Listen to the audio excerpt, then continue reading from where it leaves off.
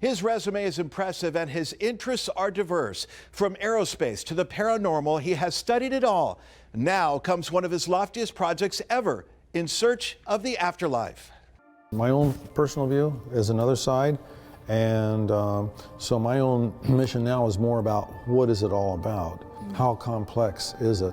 His accomplishments are almost too numerous to list, from starting a successful hotel chain to his work with NASA launching inflatable, livable structures into space. Robert Bigelow is at the very least someone who has achieved many of his dreams. Now, though, comes what may turn out to be his biggest challenge ever. Is this it? Is this all there is? And a lot of people think so. There are religions that say so. Then there are people that are agnostic. They don't know. The question, he says, is a question we all ask at some point in life. What happens after we die? You know, most people have had someone that they've lost and their family, and I certainly have. After losing his son many years ago and more recently his wife of 55 years, Bigelow confesses a personal interest in finding answers.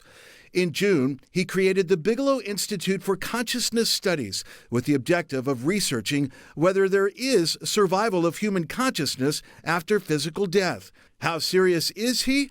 He's now started a contest offering nearly $1 million in prizes. And then our judges, we have 5 judges, okay. And then our judges have 3 months to read all these essays and decide who's first, who's second, who's third. The top 3 winners receive cash, with the first prize being $500,000.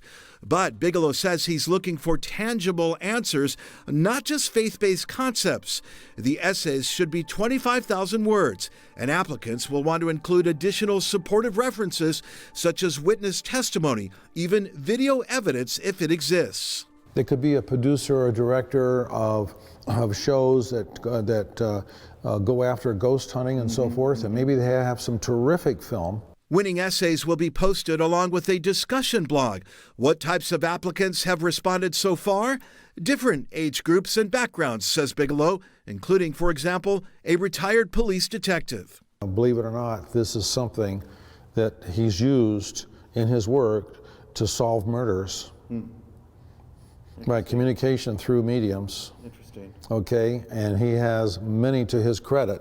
Bigelow is optimistic about the results he'll receive. Ultimately, he says even faith believers may find validation.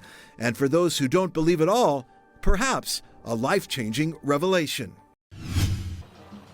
Hi there, Marie. You know, I sat down with Scott Frost here of Whose Songs in Boca Park, and we watched the address together. As for his reaction before he watched what the governor had to say, he actually ordered a margarita, and he said after the governor spoke, it deserved a sip, but not a full cheers from his drink there. Now, as we know, we've been on this statewide pause now for several weeks since late November, and restaurant owners and business owners across the state and valley have really been financially impacted by that. They say that these restrictions have hurt them. So they're excited to see some relief with some of this restrictions starting on February 15th. Now, as you can see with this first graphic, this is what the governor specifically said as he's noting that our cases and hospitalizations of COVID-19 continue to decline.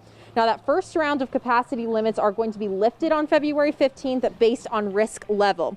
So that means 100 people or 35% capacity at many places such as gyms, gaming floors, places of worship, and indoor dining. So further, for bar and restaurant owners, this means that reservations are no longer necessary. Patrons limit is now increased from 6. It was originally at 4. Now 6 people can sit at a table. And when it comes to outdoor dining restrictions, those are also lifted. As many people as you want can really sit down to enjoy outdoor dining. So this is what Scott had to say about all of this. It's a conservative step forward. We know he's been conservative this whole time. As long as we're seeing forward, the big thing today was not the 25 to 35, but going from 4 to a table to 6 to a table. That makes a huge difference. You don't know how many families have come in here, and their families are 5, 6 people, and they want to sit at one table, and we lose business. And the other thing that they threw in there was the no reservations. Not having to make reservations. People stop at our door and turn around when they see, oh, I've got to call and make a reservation. They think we're not taking reservations. So that's another big win today. Heather, good afternoon to you. The goal is to make it as easy as getting a flu shot. Sam's Club locations like the one behind me will begin offering vaccinations by the end of this week, and Walmarts in the area will be also doing the same. Now, this is all part of the U.S. Federal Retail Pharmacy Program that aims to help vaccinate more Americans. Now, Walmart and Sam's Club joining the list of pharmacies offering the shot to people in Nevada, along with Smith's, CVS, and Walgreens. Vaccinations begin tomorrow at over 35 Walmart and Sam's Club locations across the state for those who are eligible with appointments. Now, both the Walmart and Sam's Club websites say eligibility depends on state guidelines, meaning those who are eligible here include Nevadans 70 and older, the healthcare workforce, public safety and security, and frontline community support, according to the Southern Nevada Health District. Now, Sam's Club says the COVID-19 vaccine will be offered to members and non-members as well for free. As to how many vaccinations they plan to administer, according to Walmart, the number of vaccinations will be limited and is planned to continue to increase each week. Now, local health officials say increasing vaccine supplies at pharmacies is a big step closer to getting everyone inoculated. Just like flu, you can get your flu vaccine at the pharmacy. Eventually, when vaccine availability is broad and abundant, that they'll be very, very helpful for getting that vaccine to those folks. It goes back to us caring for one another. Black lives can't only matter when it deals with the police. We got to matter to each other. Minister Stretch Sanders, founder of New Era Las Vegas, is behind the initiative to recruit businesses in the Black community to become safe zones. Sex trafficking is at an all-time high. In Las Vegas alone, sex trafficking, human trafficking has went up almost 30%. 18 businesses across the valley, from barbershops and clothing stores to restaurants and music shops, have joined the cause and will have this safe zone sticker posted on their door. We talk about safety and businesses are being left out. And so how can we talk about safety when it's been proven if somebody's in danger, they're going to a business?